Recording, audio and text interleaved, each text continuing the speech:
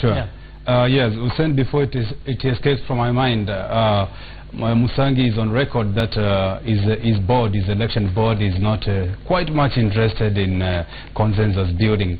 But I want to actually, assure him that that approach is not the right one. When you are out there to ensure that your business is to see a gelled together party as an organ. And I'm saying this because come the nomination day for Nairobi, we are likely to see massive fallout, massive exodus for candidates who will feel that they have been perhaps rigged out or have lost unfairly. And the emergence of independent candidates is something that we cannot wish away just like that.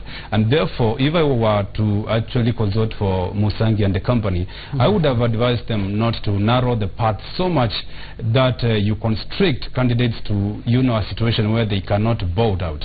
And this situation, for me, would have been ideal if they would have had a party, a side dish party, let me put it that way, Hussein, that would be able to benefit from the spillovers in terms of disgruntled candidates who will feel that they have lost unfairly. That friendly party, to me, would be able to, get something good in terms of numbers in parliament, in parliament, and so to speak. And that will also help Jubilee as a party to form the so-called post-coalition sort of arrangement, a pact that would see Jubilee having more numbers in parliament. That would have essentially helped them actually win some of the bills and the issues of speakers and elections in the House. Working with the candidates who are independent, who have the assumption is that Jubilee would want to work with the candidates who have who would have won through independent candidates. It will not be easy to gel them together as an outfit, but working with a party as an outfit is easy for you to be able to move at least issues in the House for you to have that advantage, competitive political edge over your opponents. Okay, Musangi, yes. One issue about the Jubilee Party, I mean, this is very important for your supporters. We've had concerns of rigging. So many, we've seen aspirants saying there's already going to be problems. Some saying, I know I'll be rigged out. I'm sure you've heard that, including Governor Mandagro now saying there are a lot of people who have been brought there in Uasin Gishu. We saw the Jubilee Party take action against the shuffling 12 returning officers over concerns that they were influenced in Kiambu County. How tamper-proof would you say this exercise is, and what will you do really in the event of electoral malpractices? Thank you, Hussein. Just before I address that, let me just say two things to Brian in response to what he just said. Number one, I just said the election board is not the organ tasked with the functions of consensus building. I didn't say we don't have an interest in it. In fact, I said I encourage it at a personal level, but we're just not the organ tasked with it. So I'm focusing on staying in my lane and delivering exactly what you said, which is a credible election. Number two, okay, the building of the Jubilee Party was a function of collapsing several huge political outfits into one.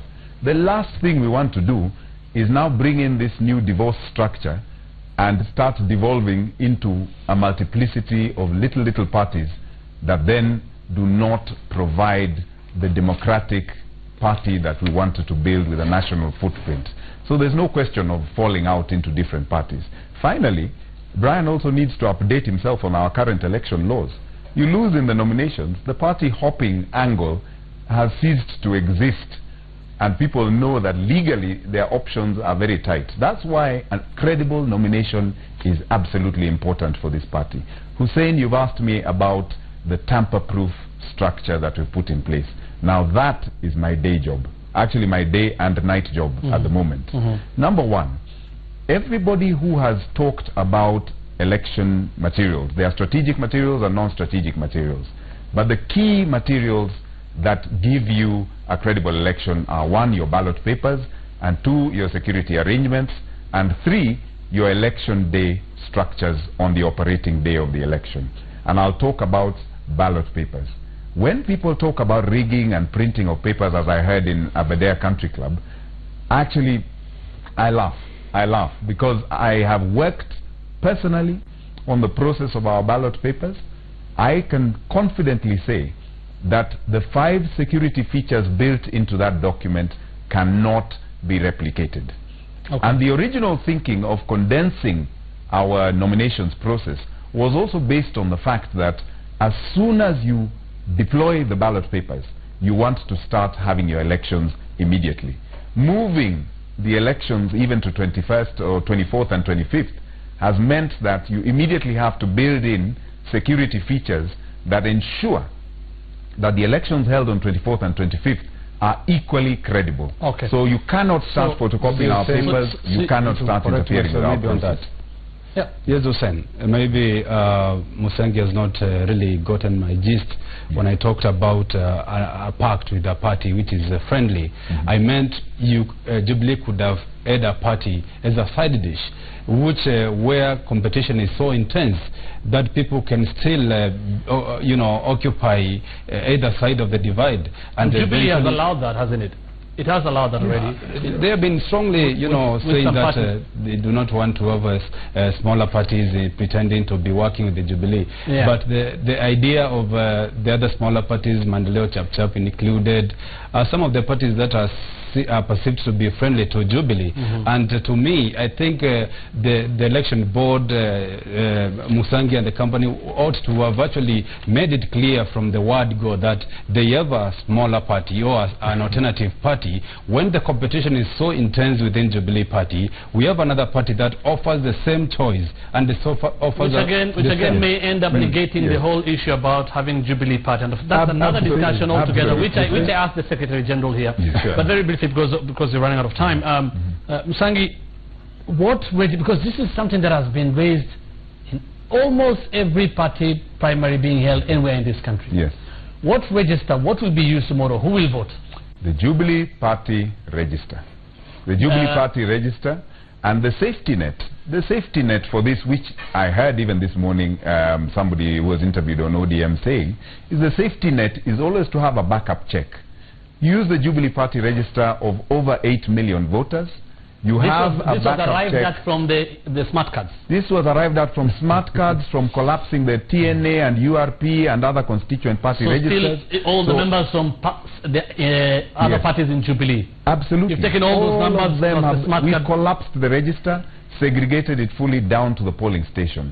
So this issue that Brian keeps raising of side dish, mpango wakando parties, what are these little things that you want to start playing around with? Okay. So it negates the whole concept of collapsing TNA, URP, and then you allow children around you who are undefined. You see, other parties have declared their interest in working with Jubilee at this stage, even though, like Mandeleo Chap, for example, and Kanu, they are working with Jubilee. So what Brian is talking about is actually happening on the ground. But to ask us to create a splinter unit for accommodating political vehicles or people who want to be on the August 8th ballot negates the whole concept of what the two principles work so hard to achieve. Right, the principles created on that. Musangi, if I may, very briefly. We are saying, because we have not seen since the Jubilee Party was formed, the only recruitment drive that has been there has been for the Jubilee Party. Yes. That is the smart cards. Yes. Those are the that is the register used tomorrow. Yes. Now you are saying, because you have last time we saw TNA or URP or all these other constituent parties doing their drive was a long time ago. Are you saying those ones will also be used?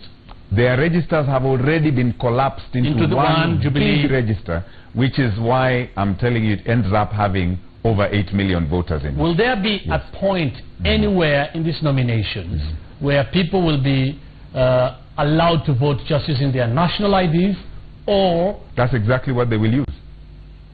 Huh? On our register, remember, we've collapsed it, but every register has everybody's ID card. That's so fine. If you come with your ID card... people in the register who have ID cards. Exactly. If you have an ID card, you're not in the register, you will not vote. You don't vote. You don't vote. The IBC register doesn't count, you don't vote. If you don't have an ID, how do you come? How do I identify you? Well, that is important. That is important, because that is where the problem begins. We've always had people saying, and the reason, okay, now allow everyone to vote. No. That will not happen anywhere. No. That's you're saying that. You don't want to do that because guess what? That's where infiltration happens of your register. You have your IBC only as a backup. And remember, people also got their verification SMSs when they registered electronically. If you have an ID, and if for whatever reason your name is not appearing on that register, we also have a secondary and a third level check to confirm that you're eligible to vote. Sam and Mutie, you're still with us. I'll talk to you later after this break. We're taking a break now on Citizen Extra because we have to let Musangi leave. He has a lot on his plate right now. But we really thank you, Andrew Musangi, for making time for us. And we wish you the best. We don't envy you, the job you're going to do in the next few days. We just wish you the best. For us. All right. In the next hour, NASA, of course, principals meeting at Bomas of Kenya will be crossing there live. And, of course, you're also expecting a media briefing by President Kenyatta at State House, Nairobi. Citizen Extra continues.